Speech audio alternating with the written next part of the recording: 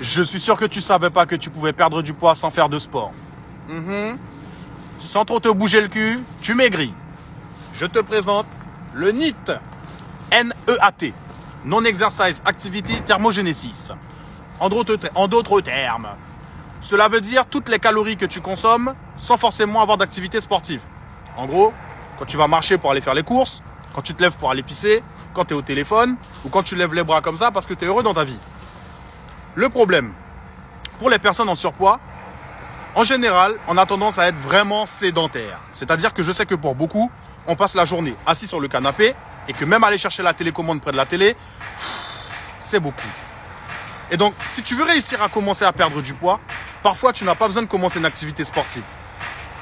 Mais sérieux, simplement en commençant à te bouger pour les petits gestes du quotidien, tu commences déjà à taper dans ton déficit calorique. Tu vois ?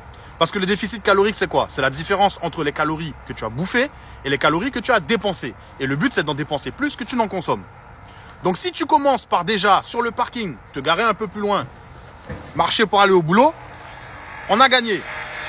Si tu te lèves un peu plus souvent chez toi pour aller chercher une bouteille d'eau, pour aller pisser, tu te lèves et que tu fais 3 petits tours et puis s'en vont, on a gagné. Donc, tous ces petits gestes du quotidien vont t'aider à perdre du poids.